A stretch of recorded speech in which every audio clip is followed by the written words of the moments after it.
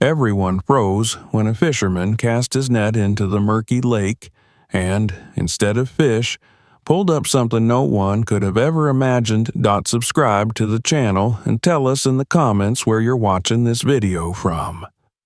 The mist still hung low over the water, curling and dissolving in lazy swirls as the first warmth of the sun touched the surface of the lake.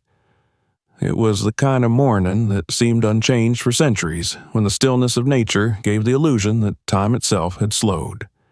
Gentle ripples lapped against the worn wooden hull of an old rowboat, tied loosely to a dock that creaked with every faint breath of wind. The scent of damp earth, moss, and the faint metallic tang of water filled the air, blending into the quiet song of birds hidden among the trees along the shoreline. For Henry, mornings like this were more than routine. They were the fabric of his life.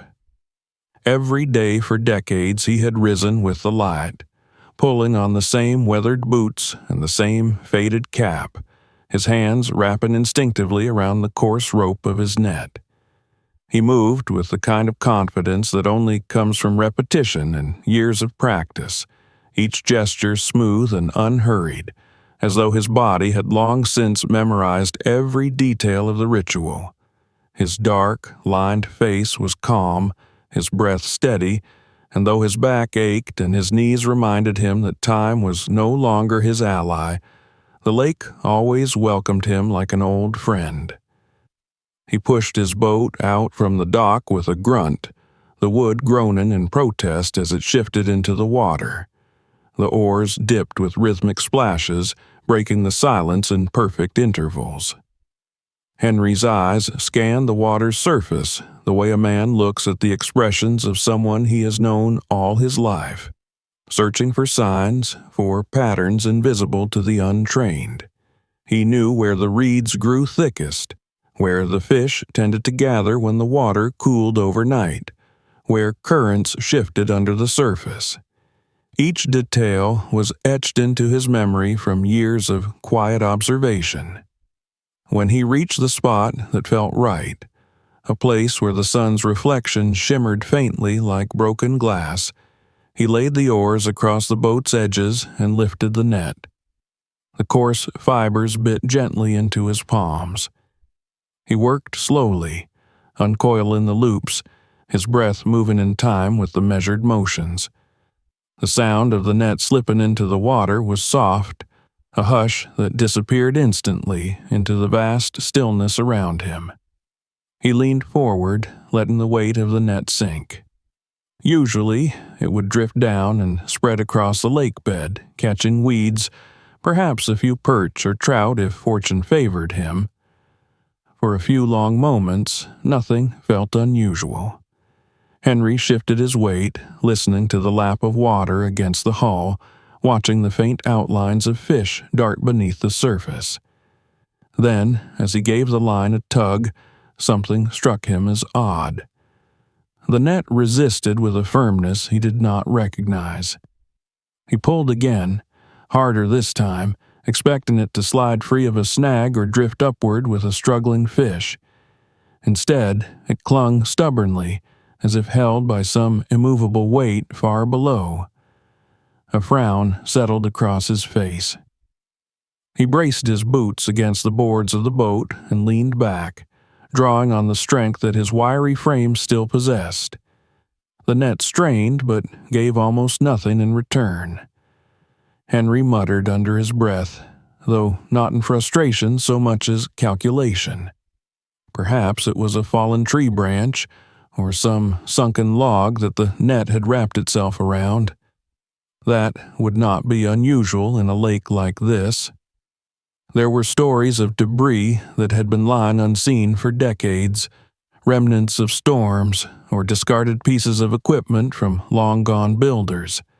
But as he tugged again, he felt a different sort of pull. The line thrummed, not loose and shifting like it would have caught on wood, but taut, heavy, deliberate. Whatever it was, it had mass, more than any ordinary snag. The muscles in his shoulders tightened as he leaned further back, his jaw set in concentration. The net groaned against the strain, fibers creaking, and for an instant he considered cutting it loose before it snapped. But something deep within him resisted that thought. Henry was not a man who abandoned his tools lightly, nor was he one to give up when faced with the unknown. He paused, breathing hard, and studied the water's surface. It was as calm as ever, giving no hint of what lay beneath. The mist was thinning now, sunlight breaking through in the stronger shafts that danced across the ripples. He thought of the countless mornings he had come here, how each one had been a mirror of the last, peaceful and predictable. But today the lake was different. Today it was holding something back. The thought unsettled him in a way he could not name. A man of his age and temperament was not given to wild imagination, but he knew enough to sense when the ordinary concealed something extraordinary. His hands tightened on the rope once more, the fibers rough and damp against his skin. He pulled again, testing the weight. The net shifted slightly, as though whatever it held had moved a fraction, scraping against the lake bed.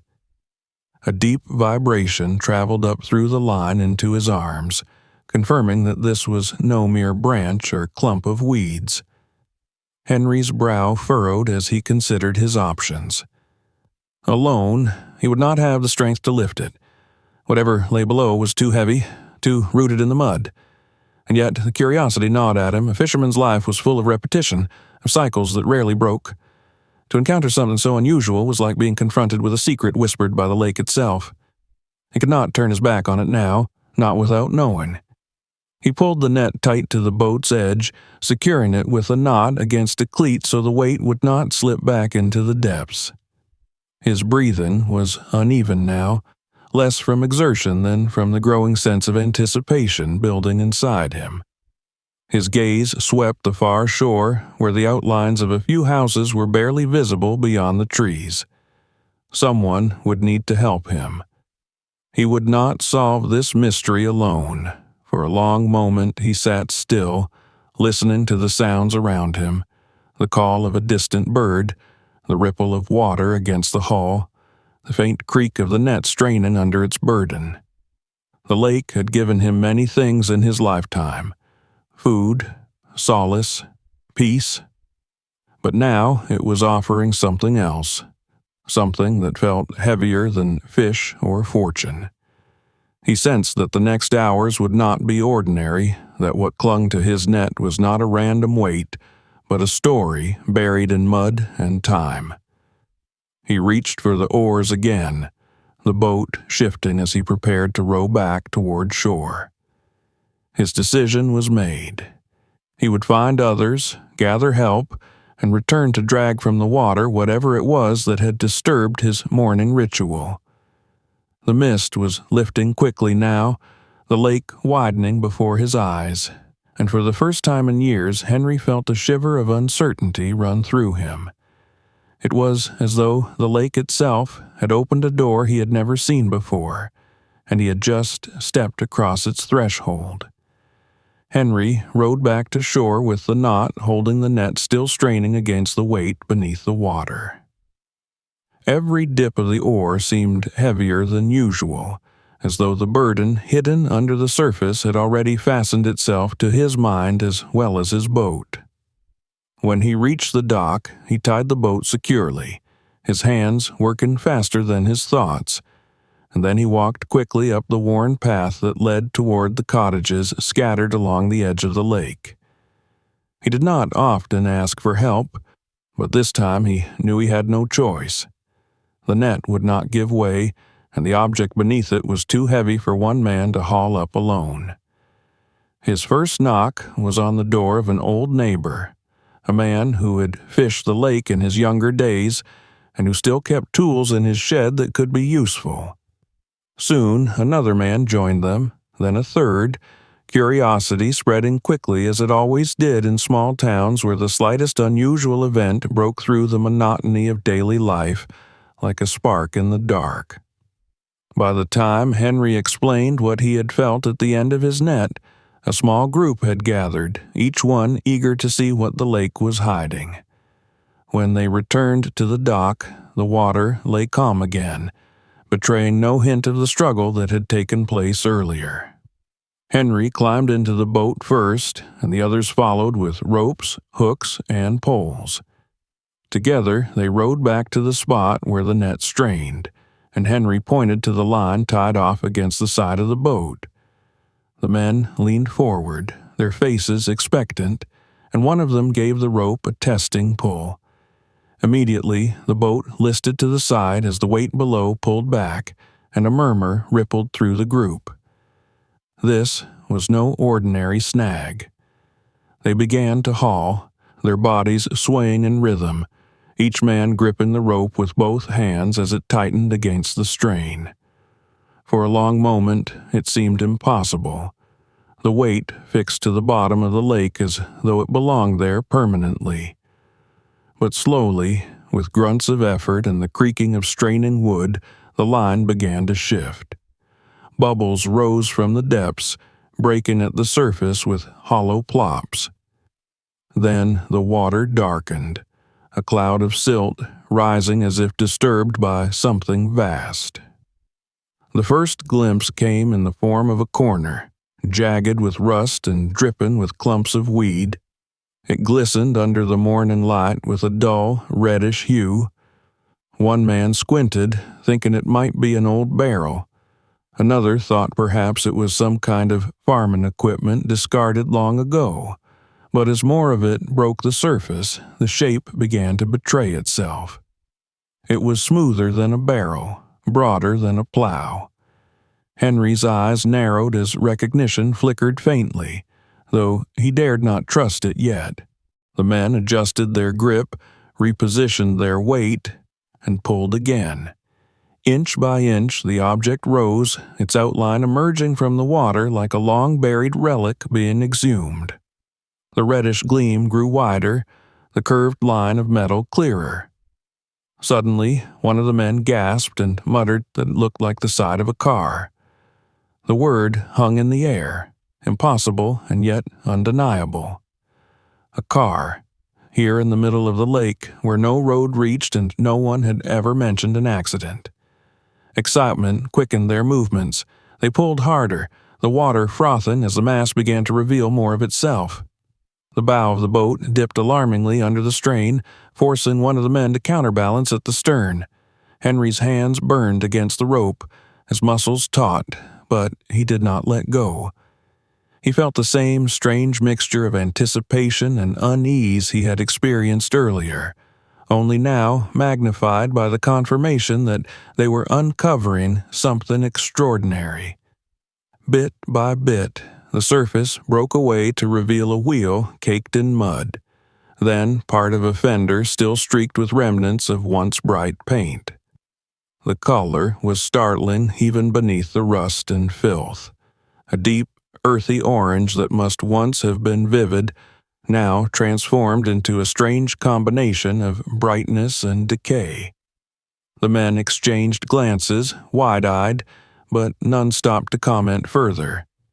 They were too caught up in the physical act of raising it, as though compelled to see the whole before questions could even be formed. By now, word had reached the shoreline. Figures appeared along the banks, curious neighbors drawn by the sight of men straining against ropes in the middle of the lake. Some shaded their eyes with their hands, murmuring in surprise as the outline of the car became undeniable.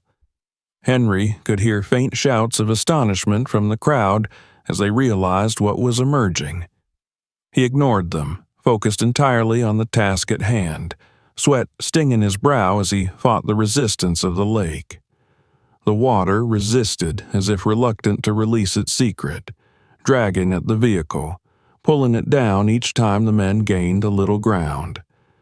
The surface around the boat churned with a foul mix of mud and weeds as the car rose higher, the smell of rust and old oil drifting upward. At last, after what felt like hours, though it had only been minutes, the roof appeared, dripping and slick.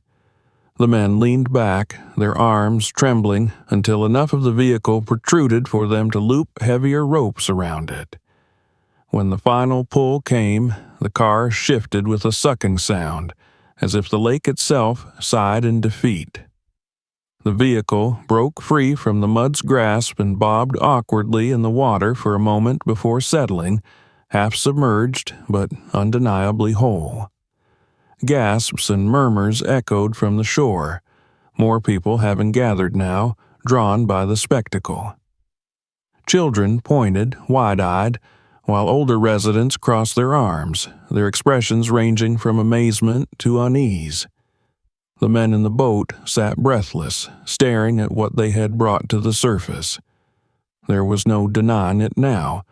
It was a car, a large one, its body broad and curved in the style of another era. Rust had eaten away at much of its sheen, but patches of its original color still shone through, a bold orange-red that seemed almost defiant in the sunlight. Henry's chest tightened as he realized the significance of what they had found. This was not a simple piece of junk cast aside. It was a story, a mystery that had been waiting silently at the bottom of the lake for years. No one spoke for a long moment. The only sounds were the drip of water cascading from the car's edges, the faint slap of waves against the hull of the boat, and the rustling of the growing crowd on the shore. Henry wiped his hands on his trousers, his heart thudding with the knowledge that this discovery was only the beginning. The car had been hidden, swallowed by mud and time, and now it was returning to the surface to demand explanation. He glanced at the faces of the men around him, saw the same blend of wonder and apprehension reflected there. Whatever story the car carried with it had been locked away beneath the water for years, and now it was theirs to uncover. And though Henry could not yet know the details, he sensed with a fisherman's instinct that what they had found would ripple far beyond this lake, stirring memories, suspicions, and truths that many had long believed buried forever. The morning that had begun so ordinary had already become unforgettable. And as the car bobbed gently beside the boat, dripping and silent, the realization settled over all of them. They had pulled up more than metal and rust. They had hauled into the light a piece of someone's life, preserved in silence beneath the surface, waiting for the day it would be seen again. The car floated beside the boat like some exhausted beast dragged unwilling from its lair, half submerged and dripping, its color muted beneath layers of mud and rust. The men who had helped Henry sat slumped, their arms trembling from the effort, yet none of them could tear their eyes from what they had revealed. Along the shoreline, the crowd that had gathered pressed closer to the water, voices rising in hushed amazement. Some pointed, others whispered speculation, but all were united in the sense that they were witnesses to something far larger than an ordinary day at the lake. The silence of decades had been broken, and now a secret lay exposed, waiting to be claimed. Henry felt the weight of the moment as keenly as the ache in his arms. He had pulled many things from the water in his lifetime, nets full of trout, twisted branches, once even a rusted bicycle, but never anything like this. The car was not simply an object, it was a symbol, heavy with untold stories, the very sight of it stirring questions that pressed against the minds of everyone present. How had it come to rest at the bottom of this lake? Who had driven it? What fate had sealed it there, unseen by the world until now? The air itself seemed to vibrate with the urgency of those questions. The men in the boat conferred quickly, their voices low but decisive. They had brought the car to the surface, but it could not remain adrift in the water, half sunk and vulnerable to slipping back into the depths. They needed to secure it, to pull it fully onto land where it could be examined. Ropes were tied more securely, heavy knots biting into the corroded metal frame. More hands on shore rushed to fetch additional lines, chains, and a portable winch from a nearby truck. In a place where life was often quiet and uneventful, ingenuity sparked quickly when something extraordinary appeared. As the preparations continued, Henry rowed back to shore and stepped onto the bank, his boots squelching against the mud. He joined the others as they worked, his strong hands steady even as his mind whirled with anticipation. Together, they anchored the ropes to trees along the shoreline, thick oaks whose roots had dug into the earth for generations. A group of men set up the winch, its gears squealing in protest at being forced into sudden use after years of neglect. Soon, the lake's surface was crisscrossed with lines, each one taut, each one ready to pull against the stubborn weight of the vehicle still lingering in the shallows. The signal was given, and the winch clanked to life. Slowly, agonizingly, the car shifted forward, water cascading from its frame. Mud and weeds clung to its undercarriage like relics of its long burial, falling away in thick chunks as the ropes strained. The crowd watched in silence, the groaning of the winch and the steady grunts of the men, the only sounds breaking the still air. Inch by inch, the car moved closer to shore, its body scraping against stones beneath the waterline. Each sound made the onlookers flinch, fearing the frame might buckle or the ropes might snap. But the lines held, and the vehicle continued its reluctant crawl toward land. As the front end emerged fully from the water, the details became clearer. The grille, though rusted and battered, still showed traces of elegance.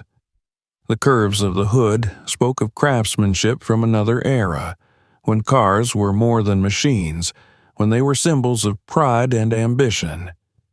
The headlights, one shattered, the other miraculously intact beneath its film of grime, glared dully at the gathering as if accusing them for dragging it back into the light.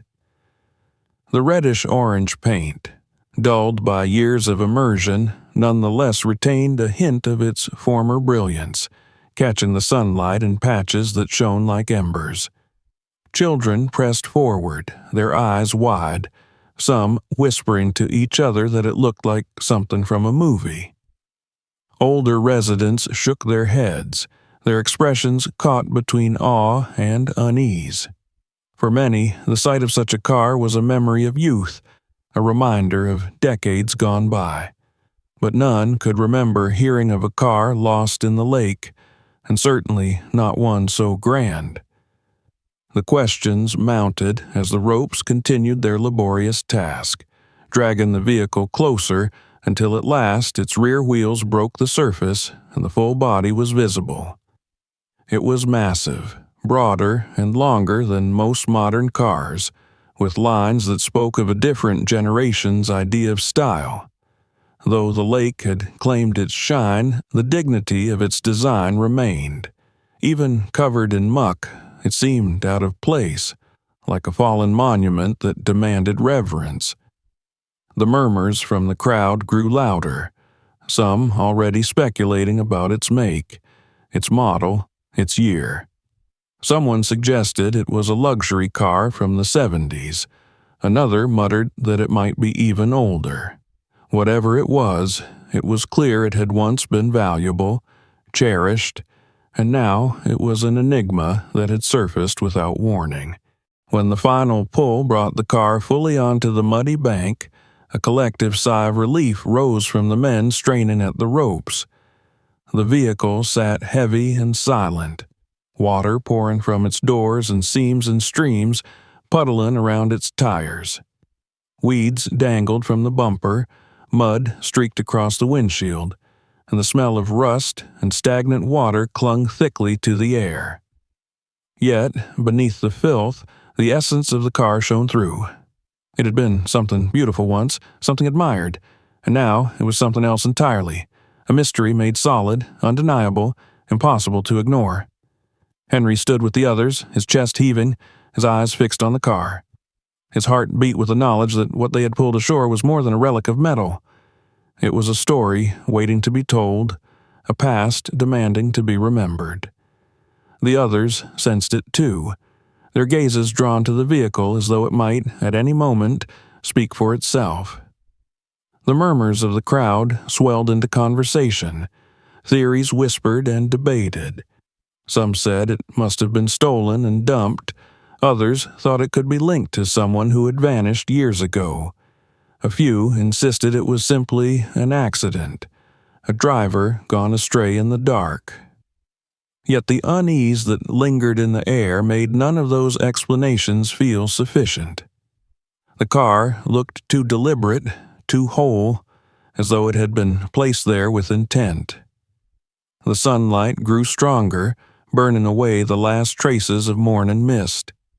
It glinted off the patches of paint, igniting them into a fiery orange that seemed almost defiant against the dull rust. Children edged closer, but their parents held them back, sensing the gravity of the discovery. Henry wiped his brow, his hands still trembling slightly. He felt as though he had crossed an invisible threshold, pulled not only a car from the lake, but a piece of history that would now change the course of his life and the life of his small community. The raising of the car had ended, but the questions had only just begun. The lake had given up its secret, and now all that remained was to open the door, to look inside, and to face whatever truths had been sealed away in the darkness of the water for so many years. The crowd that had gathered along the muddy shore held its breath as the car finally came to rest, a hulking carcass of metal and memory dragged from its watery grave. It stood on the bank like a relic returned from another age, its body dripping with water that darkened the soil beneath it, the scent of rust and stagnant decay hanging thick in the air. The morning sun, now stronger, revealed every detail of its ruin. The cracked windshield, the twisted chrome, the dull orange paint that still clung stubbornly to parts of the frame. For a moment, no one moved, as though the vehicle might still hold within it something sacred or dangerous, something best left undisturbed. Henry stood among them, sweat drying on his skin, his muscles still taut from the labor. His eyes fixed on the car, his mind circling around the same thought. Whatever secrets it held, they would soon be exposed. He could not look at it without a kind of reverence, for he felt instinctively that this was more than an abandoned shell. It was the resting place of someone's story, perhaps someone's life. The stillness of the crowd only deepened that sense, as though every soul there recognized that the next step would carry them into the heart of a tragedy. The men who had hauled it ashore moved first, their faces wary, their hands hesitant. They tested the doors, expecting them to resist after so many years, but to their surprise the hinges groaned and shifted. Water gushed out as the seals broke, pouring onto the ground in foul-smelling streams. The crowd shuffled closer, craning their necks to see, children lifted into the air by fathers, mothers clutching their little ones by the shoulders to keep them back. The silence that fell as the doors creaked open was so complete that the drip of water from the car's interior was loud enough to carry across the lake. Inside, the air was heavy with the scent of mildew and rot, but beneath it lingered something sharper, metallic, like the faint echo of gasoline and old leather. The seats, once plush, had sagged and split, their stuffing spilling out in sodden clumps. Across the dashboard, algae and rust had fought for dominance, leaving a mottled surface that looked more like stone than fabric. Yet, amid the ruin, certain things remained intact, details that felt eerily untouched by the passage of years. On the driver's seat lay a leather jacket, carefully folded as though placed there with intent. Its surface was stiff with water damage, but the cut of it still suggested a man of pride, someone who valued appearance. On the floor beneath it sat a pair of cracked eyeglasses, their lenses smeared with mud, their frame twisted, as though torn free in struggle. A collective murmur ran through the onlookers, not of recognition but of the raw shock of seeing evidence of a life, evidence that someone had once sat in this very place. The glove compartment resisted at first, the latch rusted nearly shut, but with a sharp tug it yielded, spilling its contents into the lap of one of the men. Out tumbled a wallet, swollen with damp, its leather worn, but still bearing the faint embossed initials TW. Alongside it were scraps of paper fused together, a movie ticket stub, and a photograph encased in plastic that had miraculously preserved the image of a young woman smiling into the camera. The silence deepened, the murmurs fading into a collective intake of breath as the reality of the discovery began to take hold. Children who had been straining for a better view were pulled back, their parents whispering sternly in their ears. Older members of the community exchanged uneasy glances, some nodding as though confirming suspicions that had long lingered at the edges of memory. There had been stories, whispered over the years, of people who disappeared, of debts unpaid, of families left behind. Now, those whispers seemed to have risen from the lake itself, clothed in rust and mildew, undeniable. One of the men leaned across the back seat, brushing away the slime that had accumulated there. His hand froze as he pulled free a notebook, its cover cracked, its pages swollen. Yet words were still visible inside, scrawled in a hurried hand, numbers and names, notes scribbled in margins. He held it up for the others to see, and the crowd leaned forward as though the faded ink might speak aloud. Henry felt the weight of it settle on him like a stone. He knew, as did everyone there, that this was not just an abandoned vehicle dragged from the water. This was evidence, a capsule of another man's existence sealed away until today. He thought of the jacket, the wallet, the glasses, all the details that hinted at who this person had been. It was impossible not to imagine him in life, hands on the wheel, jacket across his shoulders, eyes behind those glasses fixed on the road ahead. Whatever had happened to him, the car bore witness. The back seat held more. As the muck was cleared away, a small bundle was revealed wedged against the cushion. A scarf, once finely woven, now mottled with rust stains, but still soft to the touch. A pair of cufflinks, one missing its clasp, gleamed faintly through the grime. Each object was like a whisper from the past, fragments of a man who had lived, dressed, and moved through the world before vanishing into the silence of the lake. Then someone noticed a darker stain on the upholstery, faint but undeniable, a patch where the fabric had discolored in a way too deliberate to be only water damage. The crowd tensed, a collective recognition passing among them. It was the kind of mark that spoke of violence, the kind of mark that time could not erase. The murmurs swelled again, this time edged with unease, as though the air itself had grown heavier. Henry did not speak.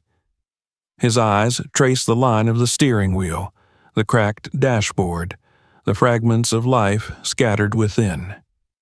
He felt a shiver of recognition that this was no accident, no careless mistake. The car had not been abandoned lightly. It had been claimed by the lake, but only after something had been taken from its owner. Whether by chance or by human hand, the story was clear. A man had entered this car with his life intact and had left it here only as a memory. The tension around the vehicle deepened with every object uncovered, every detail examined. Some in the crowd wanted to step closer, to peer inside as though looking into a time capsule. Others stepped back, uneasy, muttering that nothing good would come of prying further. But the spell of discovery was too strong. Each item unearthed was a piece of a puzzle that no one yet understood, a puzzle that demanded to be solved. The men finally stepped back, their faces grave, and the car seemed to loom larger now, its silent presence commanding the shore. The jacket, the wallet, the glasses, the notebook, they lay spread out on a cloth, each one a relic, each one a voice calling from the past. The crowd shifted, restless, whispering names, speculations, rumors, and at the center of it all stood Henry, the fisherman whose net had dredged up not only a car, but the echo of a life long lost.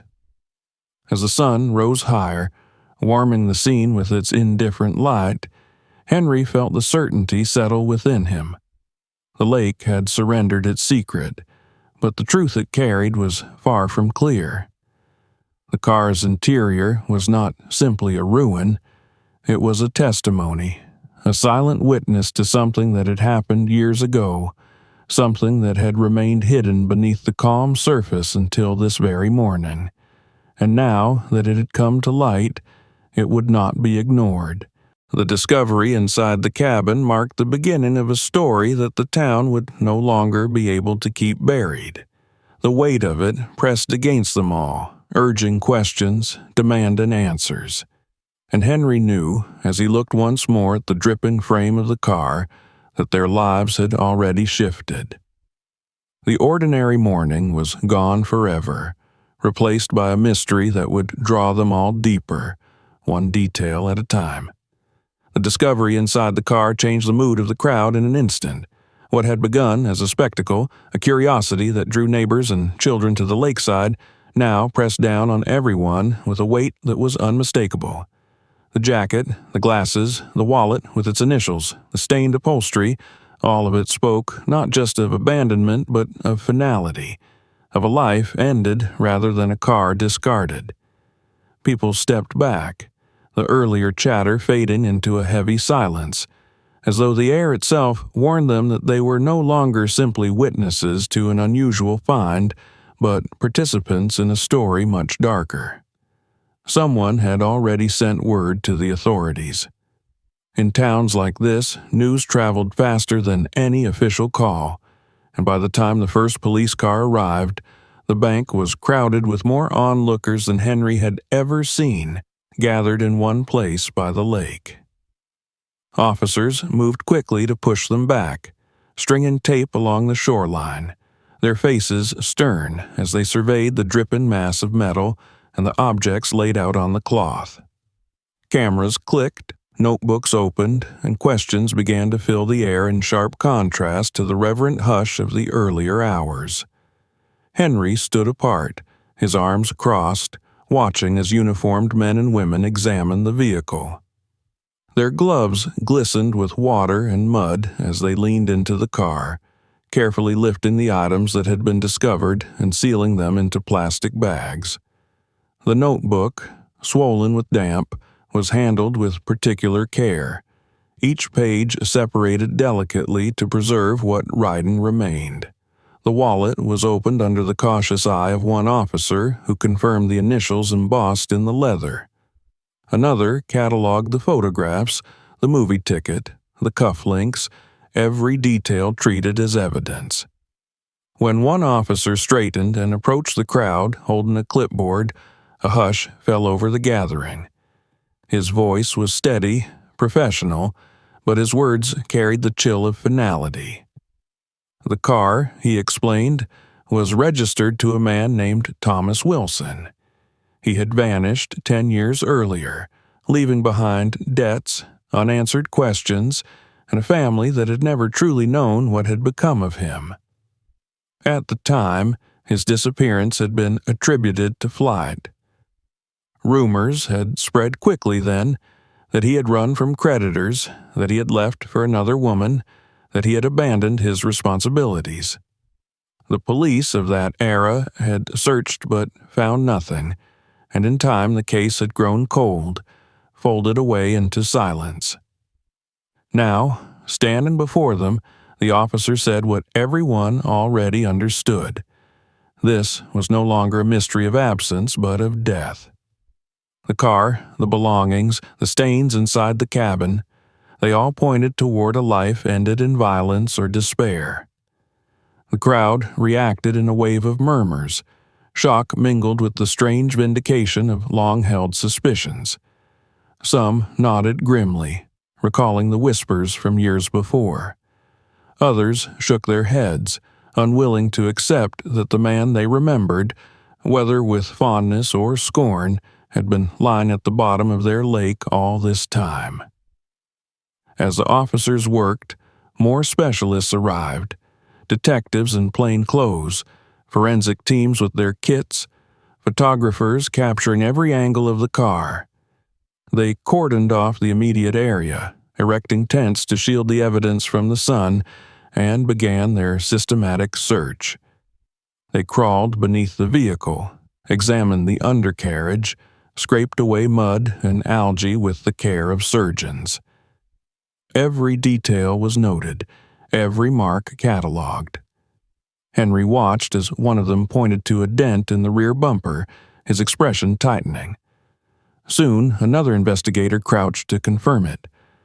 The whispers among the professionals suggested what Henry had already suspected.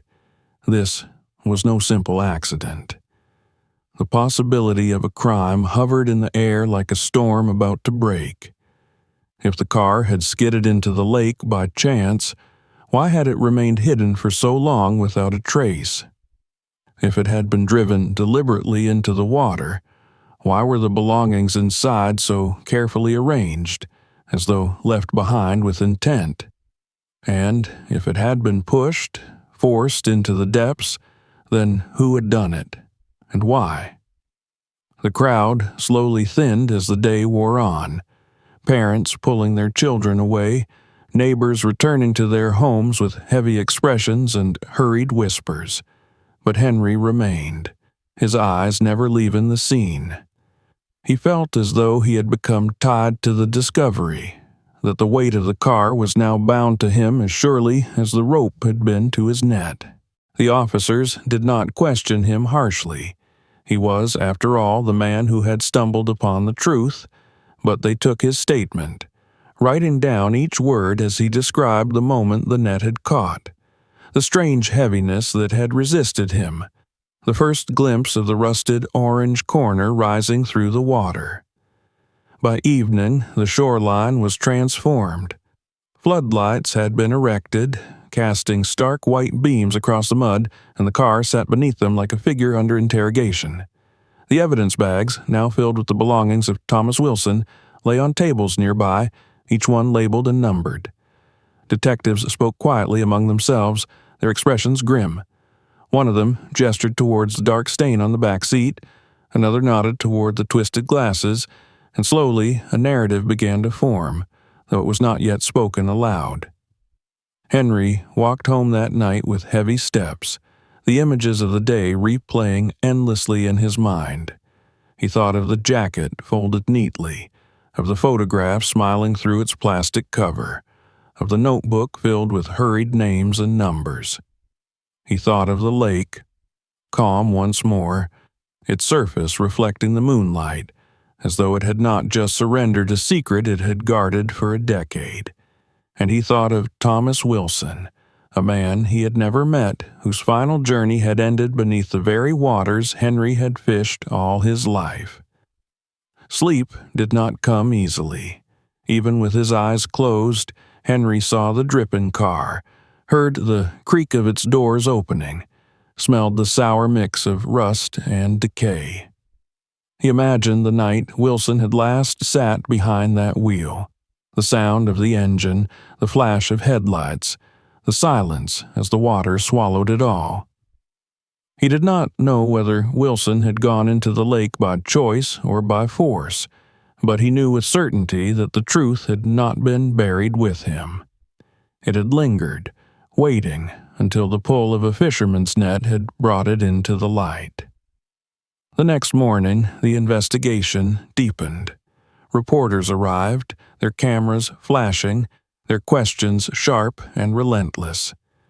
The town found itself thrust into the public eye, its quiet reputation shattered by the revelation of a hidden tragedy. The police worked methodically, sifting through every lead, every scrap of evidence. They reached out to Wilson's surviving family, to former business associates, to anyone who might have known the truth of his final days. The name Thomas Wilson returned to lips that had not spoken it in years, revived by the car's emergence, carried like a ghost through every conversation. Henry watched it all with a mixture of unease and inevitability. The lake had given up its secret, but the burden of understanding it now fell to the living.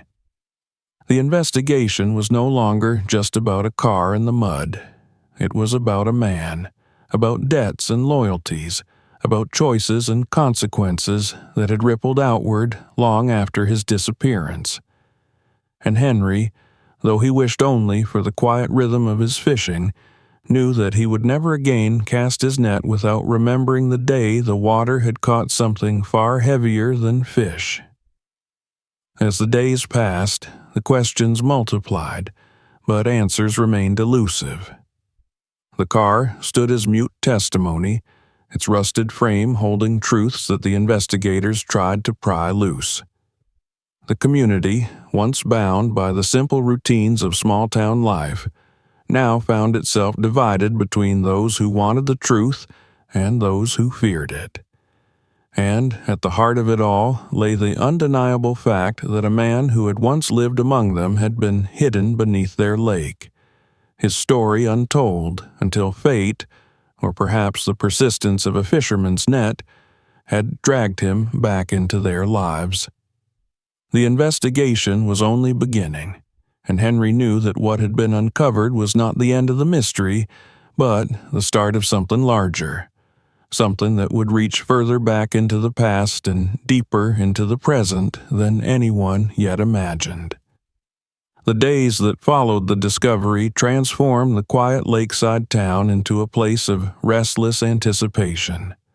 Where once the shoreline had been known only for the cries of gulls and the soft hum of fishermen's boats, now it echoed with the sounds of cameras, the buzz of reporters' questions, and the measured commands of investigators pacing along the bank. The car had been hauled further inland and placed beneath a canvas awning, where specialists worked tirelessly to strip away the layers of mud and corrosion that still clung to its frame. Around it, tables were set up with carefully labeled evidence, each item handled as if it might speak. The jacket, the glasses, the notebook, the wallet, they lay beneath harsh lights, their familiarity more haunting now that they were severed from their owner. Henry returned each day, though he had no obligation to do so. Something pulled him back, the same stubborn instinct that had made him refuse to cut loose his net on that morning. He stood at the edges of the crowd, watching silently, nodding to the neighbors who murmured his name with a mixture of admiration and unease. He was the man who had pulled up the past, the fisherman whose ordinary morning had delivered the town into the center of a mystery. Some thanked him with quiet respect, while others looked at him as though he had disturbed something better left forgotten. But Henry knew he could no more have ignored the weight in his net than he could have stopped the sun from rising. The investigation unfolded slowly, like a story retold in fragments. Reporters descended on the archives of the local newspaper, pulling clippings from a decade earlier. Soon, those stories resurfaced in living memory. Thomas Wilson had been a name on everyone's lips once, a man known for his ambition, his sharp dress, and his restless energy. He had been involved in local business ventures, the kind that seemed always to promise prosperity but often collapsed into disputes and debts. Some remembered him as charming, others as reckless. Many recalled the rumors of his sudden disappearance, creditors searching for him, whispers of an affair, talk of late-night arguments in bars. yet none had known what had truly become of him. Until now, the lake had held the answer. And with its answer came a tide of questions that rippled through the town. The notebook, pried open with care by forensic hands, revealed pages warped by water but still legible in places. Names, initials, numbers, written in hurried strokes, filled the lines, each one a potential clue to debts owed or business dealings half completed. Some names were recognized, local men, still alive, who shifted uncomfortably when approached by reporters. Others belonged to people who had long since left the town, or perhaps to those who had vanished into the folds of memory. Each entry was a doorway into speculation, a reminder that Wilson had been entangled in more than just one life. The car itself bore marks that troubled the investigators. Along the rear bumper and beneath the side panels, dents and scratches suggested force, as if another vehicle or a heavy object had struck it. The glass of one headlight had shattered inward, its edges sharp even beneath the film of rust. Forensic teams whispered about the possibility that the car had not rolled into the lake by accident, but had been pushed, perhaps after a struggle. And then there was the stain on the upholstery, dark and stubborn even after years underwater, a stain that chemical testing confirmed as blood. It was not enough to tell the whole story, but it was enough to cast shadows on every easy explanation. The community wrestled with those shadows. At diners and on porches, the older residents leaned in close, speaking names in lowered tones, recalling arguments long past. They spoke of men who had resented Wilson, of deals gone sour, of jealousy, betrayal, and anger that had once seemed trivial but now felt like clues. Some remembered his wife, left behind with unanswered questions, a woman who had eventually moved away with their child, her eyes hollowed by the silence that had followed his disappearance. Others remembered the night he vanished, a stormy evening when he was last seen leaving a bar, his jacket over his arm, his stride purposeful yet unsteady. After that, there had only been the speculation, nothing more. Now, with the car sitting in the open for all to see, those memories sharpened. His face reappeared in the minds of those who had known him. His voice returned in fragments of recalled conversations. The past, once dulled by the passage of years, came alive again, pressing itself against the present. And with it came fear. For if Wilson had not left by choice, then someone among them, or someone once close, had seen to it that he never returned. Henry felt the weight of this realization each time he looked at the vehicle. He could not shake the image of Wilson driving that night. The headlights cutting across rain-slicked roads, the notebook with its secrets tucked beside him. He imagined the moment the car had left solid ground, whether by force or despair, and the silence that had followed as water filled its lungs. Each object inside seemed to whisper of intent, of a life interrupted. The town itself grew restless under the gaze of the outside world. Reporters probed, asking uncomfortable questions, pushing into old wounds. Some residents resisted, insisting that too much attention would only bring shame. Others welcomed the scrutiny, hungry for truth after years of uncertainty. The divide cut through families and friendships, old alliances tested by the weight of resurfacing suspicion. In every conversation, one question lingered unspoken. Had someone among them been responsible for Wilson's fate? The detectives pressed on, unearthing receipts from long-forgotten files, interviewing men and women whose lives had long since moved on. A bartender recalled heated words between Wilson and a business partner on the very night he vanished.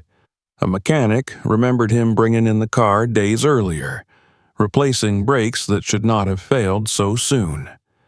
A neighbor claimed to have seen unfamiliar figures near his home late at night, their faces obscured by the glow of cigarettes in the dark.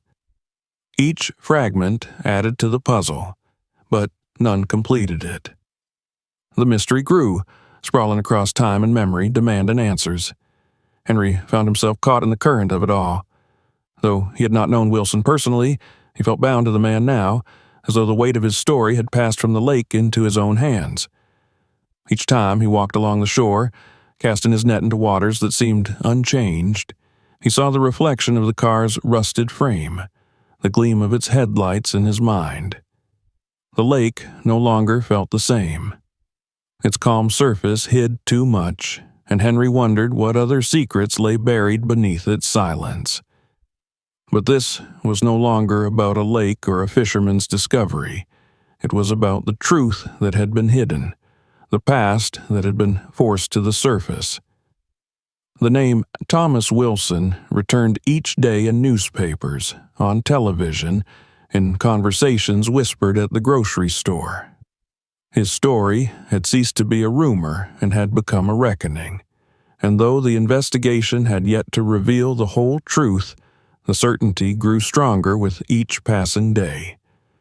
His disappearance had not been an accident, not a simple vanishing, but the result of choices made by human hands. The town braced itself for what might come next. The past was awake now, and it would not return to silence. Each piece of evidence was a step closer to exposing the truth, each memory a fragment of a story that refused to be forgotten. And Henry, though he yearned for the simplicity of mornings with only his net and the call of the gulls, understood that he had been chosen by chance, or fate, to be the one who pulled the past into the present. There was no undoing it. The secrets of the past had risen, and the only path forward was through the storm they would bring. The revelations that swirled around the car and the belongings of Thomas Wilson soon reached a point where the town could no longer pretend that it was an isolated matter. What had begun as the curiosity of fishermen and neighbors on a quiet morning had grown into a case that reached into living rooms, kitchens, and workplaces, threading its way into the daily rhythms of everyone who lived there. The investigation, steady and methodical, drew out truths from silence the way Henry's net had drawn the car from the water. Each day that passed brought new fragments of clarity, though never without resistance, never without the sting of painful recognition. The forensic analysis of the car confirmed what many had begun to suspect. The dented rear bumper was not the result of gradual decay, but of impact.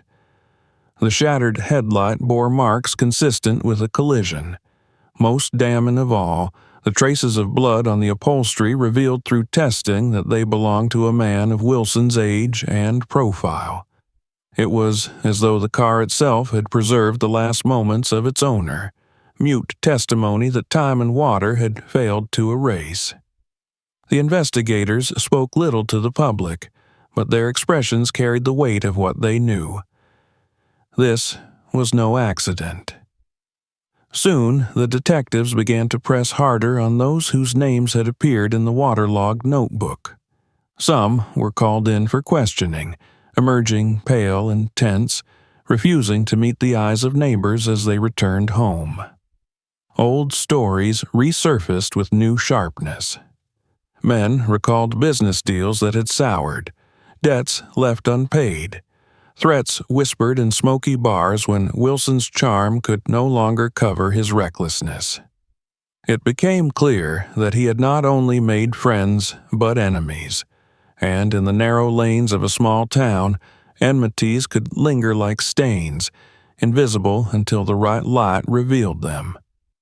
The truth that emerged was not the sudden revelation of a single villain, but the slow unraveling of a web. Wilson had borrowed money he could not repay, promising returns that never came.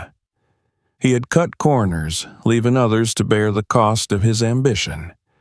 Yet even so, there had been those who still saw in him a glimmer of hope, a man who might rise again if given the chance. But on the night he disappeared, it seemed, he had met not mercy, but the culmination of his mistakes. Confrontation, anger, perhaps violence. The exact sequence of events was pieced together only in outlines, but the certainty grew that his death had been forced. The lake had not claimed him by chance. He had been put there. The family that had long lived without answers was drawn back into the story. His widow, older now, arrived with her grown child, faces marked by years of absence and questions unanswered. When they were shown the belongings, the jacket stiff with time, the photograph still intact, the wallet with its initials, the silence that fell over them carried more weight than words could bear. For them, the discovery was both a wound reopened and a wound at last given a name. The not knowing had been a torment, but the knowing carried its own pain. The town looked on with sympathy, though some could not escape the guilt of their earlier judgments, the gossip they had repeated when the man had first vanished. As the investigation led to arrests, the town held its breath. Men who had once walked its streets with confidence were now led into police cars, their faces hidden, their silence damning. The charges laid against them were grave, the story that formed around their actions one of anger turned fatal, of debts reclaimed not with patience but with violence. It was not the clean, clear narrative that novels or films often offered, but it was enough. The past had been forced into the light, and though the answers were painful, they brought with them the possibility of closure. The car, once dragged from the depths dripping and broken, became the central figure of this reckoning. After the forensic work was completed, it was transported to a museum in the city, not as a trophy, but as an artifact, a silent witness to a hidden chapter of the town's history. There it would stand, cordoned off behind glass, its rust and scars preserved as testimony. Visitors would see it and learn the story of Thomas Wilson, the man who had been lost and then found, not through fortune or fame, but through the persistence of time and the chance pull of a fisherman's net. For Henry, the ending carried a quieter weight. He had not sought this role, had not asked to become the one who altered the course of his community's memory. Yet he carried it with the same steady patience he brought to his nets and his boat. He returned to the lake in the days after the arrests, the surface calm again, reflecting the sky as though nothing had ever disturbed it. But he knew it was different. Every time his oars cut through the water, he remembered the tug on the line, the resistance that had begun it all. He remembered the first glimpse of orange metal breaking through the surface, the way the crowd had fallen silent as the truth emerged. The lake no longer seemed only a source of fish and solace. It was a keeper of stories, and one of them now bound him forever. The town, too, could not return to its former quiet ignorance. The story of Wilson's death lingered in every conversation, not as rumor now, but as history. Some were relieved to have the truth, others wished it had never surfaced, but all were changed by it. The idea that the past could remain hidden had been shattered. The certainty that silence could bury mistakes forever was gone.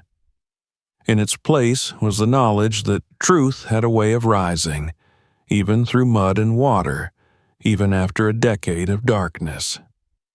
On an evening, not long after the car had been removed, Henry sat on the dock alone, watching the last light of the day turn the lake into a sheet of gold. He thought of Wilson, of the family who now knew his fate, of the men who had tried to hide what they had done. He thought of the rope in his hands, the way it had felt when it caught on something solid, the way it had pulled back against him as though resisting. He thought of the silence before the truth came, and of the silence after. The lake was calm again, but Henry knew it was never truly silent. Beneath its surface, other stories might still rest, waiting for the moment when they, too, would be pulled into the light. He had no desire to find them, but he understood now that some secrets do not remain buried forever. In the rhythm of his oars, in the weight of his net, in the quiet patience of his craft, he felt the lesson etched into his life. What is hidden can return. What is lost can be found. And what is forgotten can rise again, as unyielding and undeniable as the rusted car that had changed everything. And so, the story of Thomas Wilson passed from rumor into memory, from silence into history. The fisherman returned to his lake, the family returned to their grief, the town returned to its routines. Yet none of them were quite the same. The car was gone, but its shadow remained, a reminder etched into every ripple of the water and every whispered word of the community. In the end, the resolution was not only about justice or truth, it was about memory, the kind that binds itself to a place and to the people who live there, waiting for the moment when it must be faced, acknowledged, and carried forward. Don't miss what happens next. Hit subscribe now and turn on the bell so you never skip a story. Check out our other shocking videos waiting for you, and share this one with your friends. They won't believe it until they see it.